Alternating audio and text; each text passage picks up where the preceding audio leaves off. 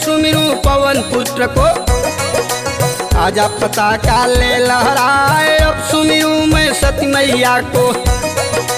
माँ के चरण में शीश झुकाए फूल चंद गाजीपुर गा के, माँ की महिमा रहा बताए गांव के सोपुर पोस्ट पहतिया। ग्वाल वंश में जन्म ले आए कथा सुनाऊं सती मैया की, सुन लो भक्तों ध्यान लगाए अमवा गाँव की सती मैया की। गा के कथा में रहूं सुनाए अमवा गाँव के सती मैया की।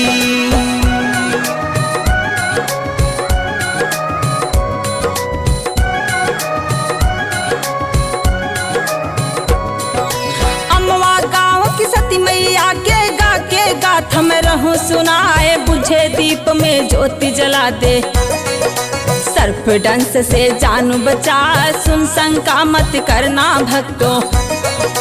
अमवा गांव की सती कहाए गाजीपुर में पावन स्थल, लोग हजारों पूजन जाए बड़ी पुरानी कथा निराली। सुन के दिल गदगद हो जाए बलिया जिले के दौलतपुर में, मैं का रहा है लोग बताए शिव बाबा की रही पुजारिन। हर पल शिव की राट लगाए शिव बाबा की रही पुजारिन।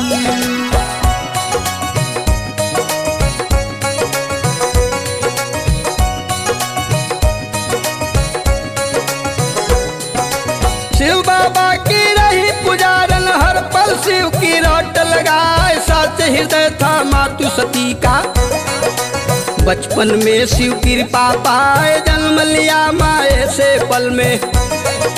विपत के बादल सिर मडराए त्राही माम सब ओर मचा था, बाढ़ का पानी घर में आए बिजली चमके बादल गरजे। कल कल की है ध्वनि सुनाए लोक मवेशी सब व्याकुल थे, दौड़े खोजे ठौर न पाए दौलतपुर को बाढ़ ने घेरा। भागे हैं सब नाव मंगाए दौलतपुर को बाढ़ ने घेरा।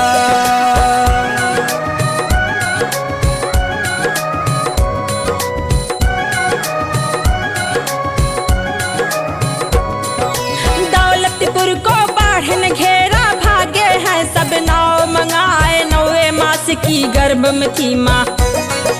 देख दशा दुख सहा न जाए हुई गर्जना बड़ी जोर से, दिव्य पुंज तन में समाए थम गई वर्षा थम गई आंधी। माता जी की आहट पाए गांव जवार में मचा है हल्ला, जय माँ की पुकार सुनाए नयन नक्श था दुर्गा जैसे। मुखमंडल पर आभा छाए जब से जन्मी दौलतपुर में, गांव जवार में खुशियाँ छाए जब से जन्मी दौलतपुर में।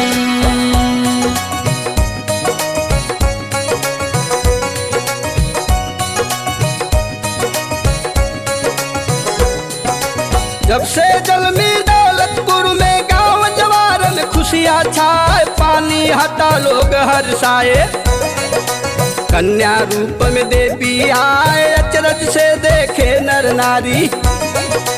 सोहर मंगल गीत गवाए लोग बधाई देने आते, माता पिता के हिया जुड़ाए बड़े भाग्य उस माता पिता के।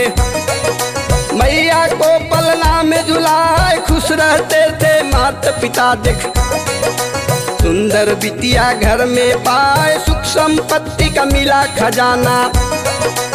आंगन में खुशियाँ लहराए सुख संपत्ति का मिला खजाना।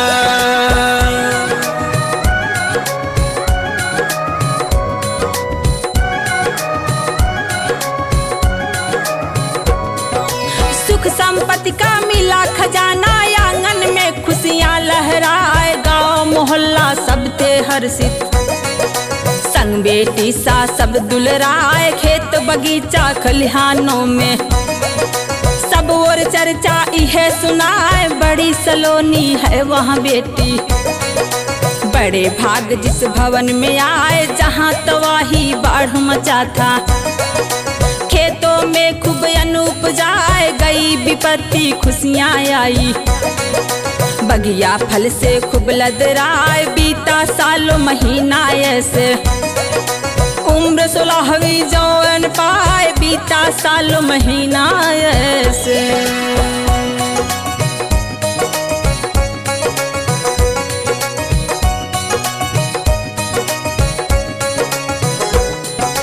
बीता साल महीना ऐसे, उम्र 16वीं जौन पाए, कमल पंखुड़ी होठ लगते, खिले पुष्प सामा मुस्काए, सखियों संग जब पन घट जाती, बिटिया कह के लोग बुलाए, बिना टोके राह न छोड़े, कुशल क्षेम माँ को बतलाए, हर हृदय में ममता पाती, अपना सबको लिया बना, ब्याह के जोग हुई माता जी। पिता को चिंता लगी सदा, शिव की थी सती माँ अनुरागी, शिव चरणों में नेह लगाए, शिव की थी सती माँ अनुरागी।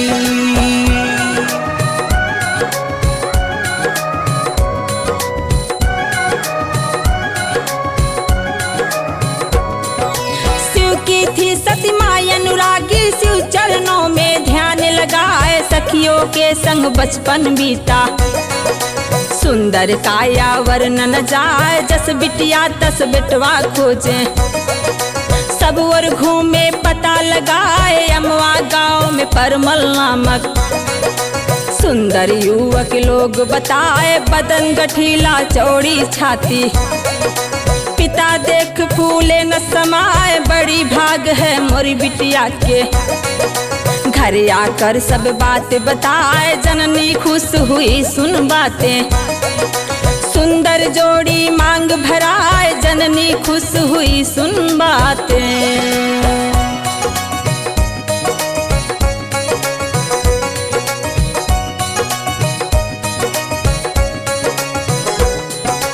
जननी खुश हुई सुन बातें, सुंदर जोड़ी मांग भराए, विप्र बुलाई लगन उचवारे, विधि सम्मत लगन रखवाए, बंधुनाथ कुछ साथ ले जाकर, फल फूल देकर टीका लगाए, ही तमीत को न्योता भेजे, लग्न मुहूर्त दिया बतलाए, शुभ बेला की रही प्रतीक्षा, शुभ दिन को बारात भी आए, सुंदर जोड़ी राम सीता सी, सखिया देख के खूब इतराए, मन मयूर सा नाचन लागे, नैना ने हक दीप जलाए, मन मयूर सा नाचन लागे।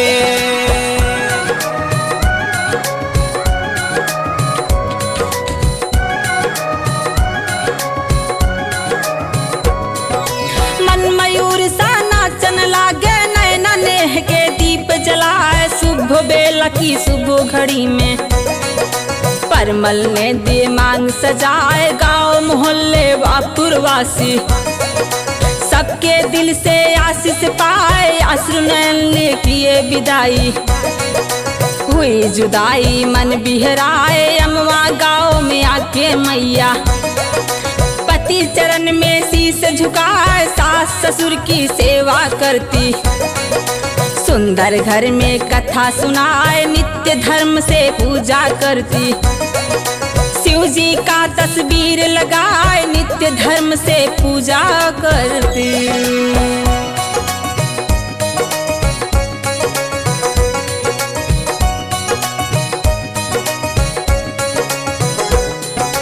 नित्य धर्म से पूजा करती, शिव जी की तस्वीर लगाए, नेह लगाए पति चरणों में, घर में सबका आदर पाए, बड़ी पुजारिन थी सती मैया, पूजा करके खाना खाए, सुंदर पत्नी पाकर परमल, खुश थे खुशी कहा न जाए, सास ससुर भी बड़े मगन थे, बिटिया जैसी बहू को पाए, बड़े आनंदित सभी लोग थे, खुशी चैन से दिन बिताए, पति घर वह जब से आई, धन संपत्ति की बाढ़ से आए, पति घर वह जब से आई।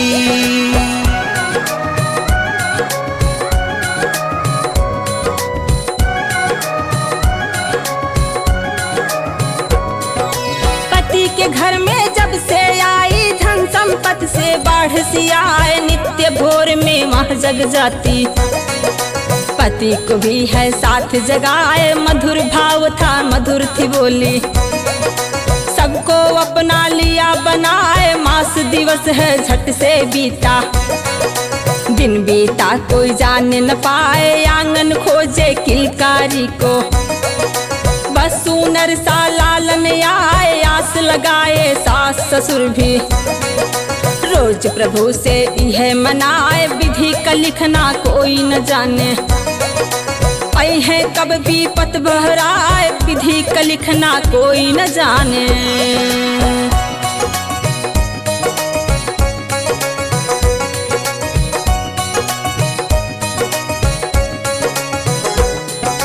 विधि का लिखना कोई न जाने, आई है कब भी पति मडराए, सवा मास भी बीतन पाया, बगिया खुशी की है बिखराए, आगे का हाल सुनो ए भक्तों, कहे सती मैया नाम रखा, आज्ञाकारी पुत्र परमल, पिता के बतिया टाल न पाए, मेला देखल गए थे एक दिन, शिवरात्रि का लोग बताए, लौट रहे थे घर को परमल, नाग नागिन के जोड़ा जाए, फिर भी परमल कुछ ना बोले, ना कहू से कछु बतलाए, फिर भी परमल कुछ ना बोले।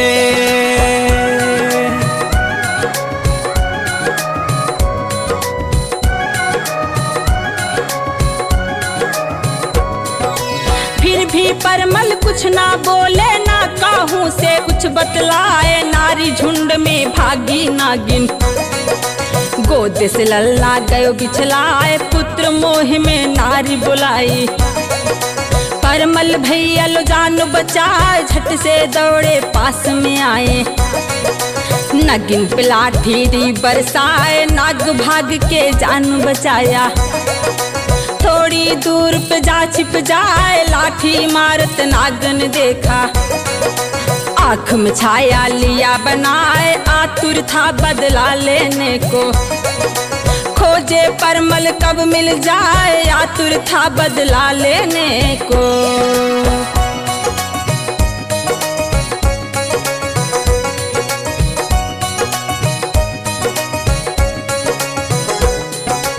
आतुर था बदला लेने को, खोजे परमल कब मिल जाए, शंका नहीं थी परमल जी को, कुशल क्षेम से रात बिताए, सतजी थी पतिव्रता नारी, रात में इनको नींद न आए, मन बेचैन था कारण खोजे, अनहोनी से ही याद आए, परमल पूछे कुछ ना बोली, कैसो कैसो रात बिताए, हुआ सुबह जब मुर्गा बोला, होते भोर मात जग जाए, बड़ी पुजारन थी सत मैया, पूजा बैठे ध्यान लगाए, बड़ी पुजारिन थी सती मैया।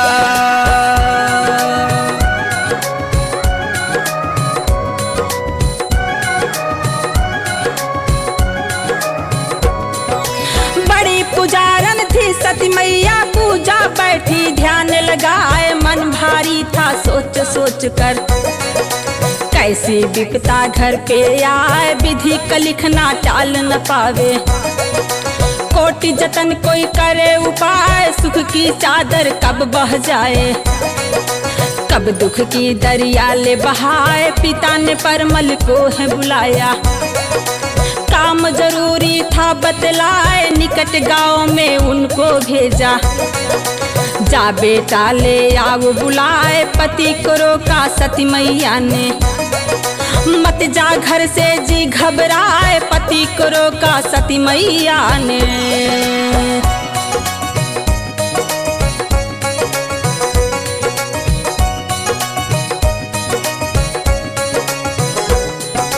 पति को रोका सती मैया ने, मत जा घर से जी घबराए, आज्ञा पुत्र पिता की टाले, है अधर्म परमल समझाए, बचन निभाया राम ने छोड़ा, राज सुख का वैभव पाए, दिया सच जब सती मैया को, भेजी पति को खूब समझाए, फूल थमाकर पति से बोली, कहते रहना नमः शिवाय, एक गिलास दूध भी लाई।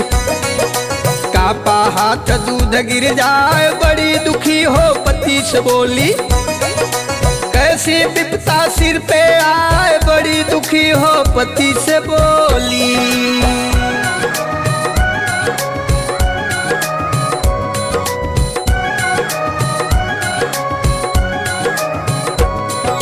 बड़ी दुखी हो पति से बोली, कैसी विपता सिर पे आए, परमल घर से निकल पड़े हैं।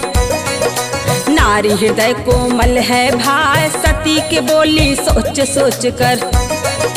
परमल मन में खूब इतराए, पगडंडी पे जाके परमल तांगा को है पास बुलाए। गुस्सा से था नाग भी पागल, खोजे हरदम टोहे लगाए, परमल जी को नाग ने देखा। दौड़ा साथ साथ वहाँ जाए, शिव मंत्र का कवच हाथ में, डर के मारे पास न आए, शिव मंत्र का कवच हाथ में।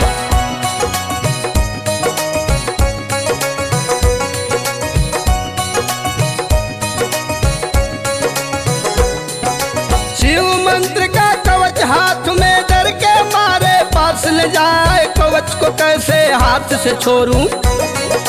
मन में सोचा नाग उपाय, दौड़ लगाया आगे बढ़कर, फन को ऊपर दे लहराए, नाग को देखा घोड़ा भड़का। पैरों को तब लिया उठाए, तांगा उछला तिरछा होकर, गिरे है परमल जी भराए, हाथ का फूल दूध तब छिटका। नाग दौड़ के पास में आए, नाग डसा है परमल जी को, हल्ला हुआ लोग जुट जाए, नाग डसा है परमल जी को।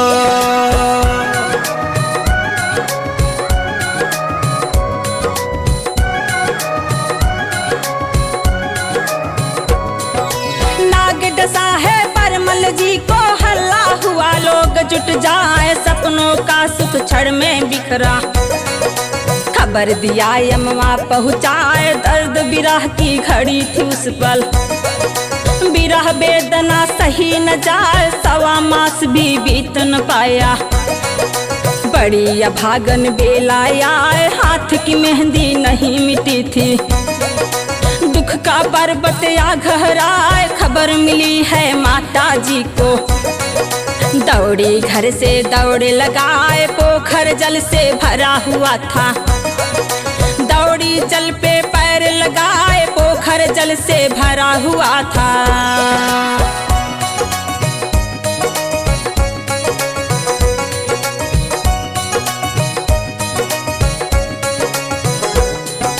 पोखर जल से भरा हुआ था, दौड़ी जल पे पैर लगाए, पैरन भीगा सती मैया का, पंख लगे जैसे उड़ जाए, पतिव्रता की शक्ति उसमें, देख के उंगली दांत दबाए, पहुंची ठौर जहाँ थे परमल। पति चरणों में शीश झुकाए, कड़क स्वर में लिया प्रतिज्ञा, मांग के सिंदूर ले बचाए, सर्पदंश से जान बचैबे। सती मैया जो कह गोहराए, पति संग माँ सती हो गई, सती नाम से आज पुजाए, पति संग माँ सती हो गई।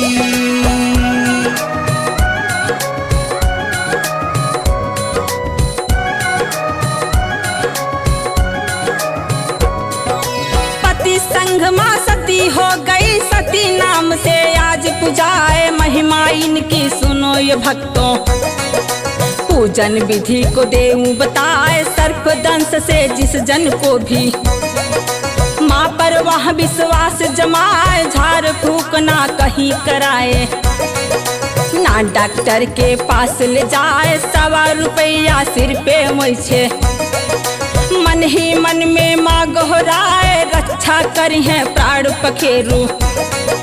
मैया के जो शरण में जाए, जटा बाल यदि बधा हो सिर पे, तुरंत सूरत खोल के दे फहराए, जटा बाल यदि बधा हो सिर पे।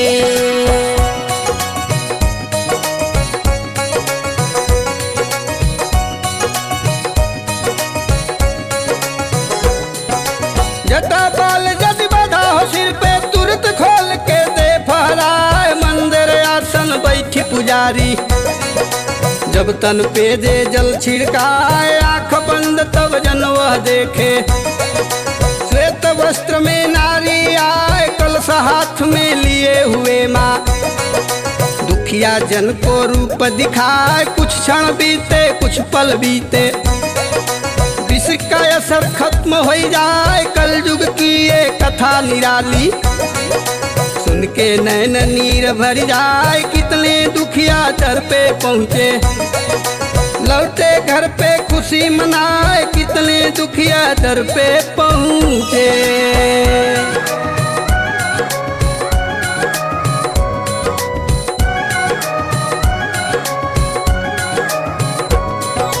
कितने दुखिया पहुँचे दर पर, लौटे हैं घर खुशी मनाए। बड़ी अद्भुत है लीला माँ की, मात की महिमा लोग सुनाए। पुलकित नयन हुए सब देख के, सती मैया का कथा बताए। नारियल साथ चुनरिया लेके, जो माँ के दरबार में आए। सिंदूर संग कपूर जला के, दे माँ को प्रसाद चढ़ाए। सर्पदंश से मातु बचाए, मनोकामना पूरी हो जाए। पंचमुखी जो कलश चढ़ाए, बाजिन सुंदर पुत्र को पाए। पंचमुखी जो कलश चढ़ाए।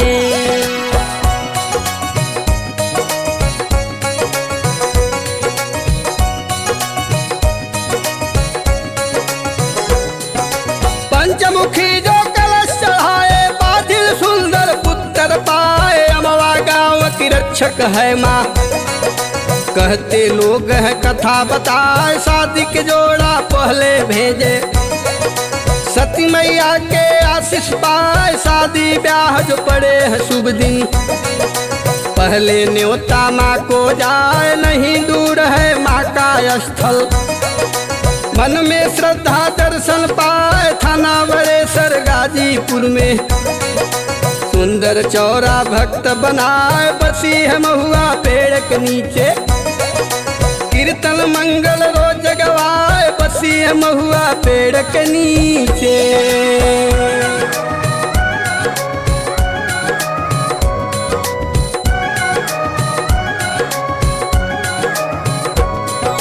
बसी है महुआ पेड़ के नीचे, कीर्तन मंगल रोज गवाए। भीड़ रोज होती है भारी, ट्रैक्टर ट्राली भर के जाए। चमत्कार है आज के युग में, यह वैज्ञानिक युग कहलाए। झाड़ फूक और टोना टोटका, तंत्र मंत्र बेकार कहाए। शक्ति भी अपना शक्ति दिखाए, थाहन कोई मेरे बल की पाए। आगे बात सुनो ये भक्तों, माँ की लीला पार न पाए। ऐसे दुखिया दर पे पहुँचे, ओ माता की साया पाए। ऐसे दुखिया दर पे पहुँचे।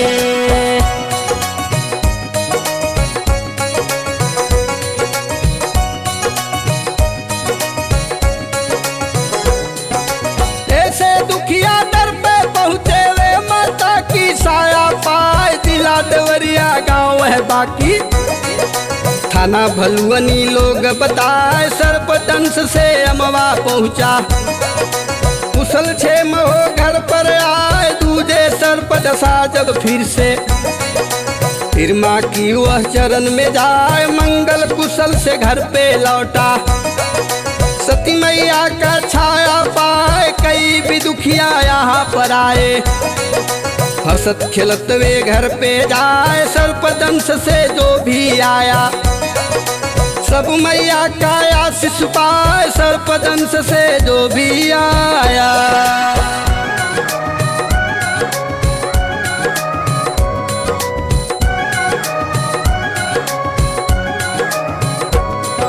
सर्पदंश से जो भी आया, सब मैया का आशीष पाए। छोटा है बालक अभी सलोना। सब बालक को शीश झुकाए, भीड़ पड़ी होती है भारी।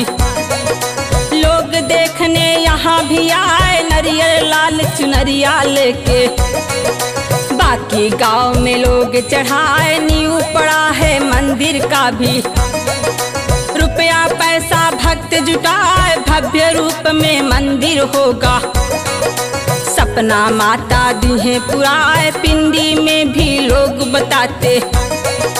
किसी भक्त ने साया पाए, पिंडी में भी लोग बताते।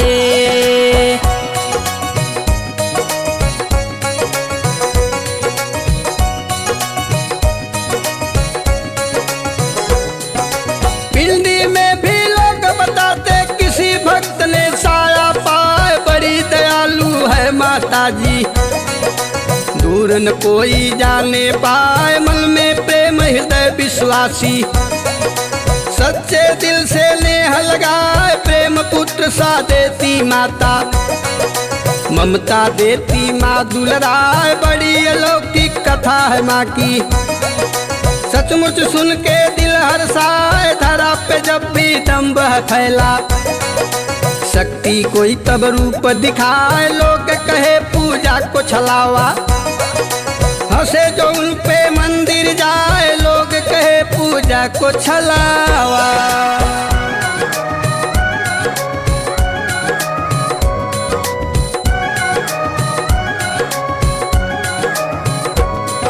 लोग कहे पूजा को छलावा, हंसे जो उन पे मंदिर जाए। जन जन को विश्वास दिलाने आती है जैसे सती माँ। छली है कपटी अभी भी ऐसे, जहर किसी ने लिया है खाए। लेकर पहुँचे माँ के आसन, जाते ही सब भेद खुल जाए। बड़े भाग हैं राम निवास के, रचना कर दी कृपा पाए। मात सदा तुम आशीष देना, दुश्मन मुझसे पार न पाए। यघुवंशी राजेश को रखना, शीतल अपने ममता छाए। प्रेम से बोलो सती मैया की, चहुं ओर जयकार सुनाए। प्रेम से बोलो सती मैया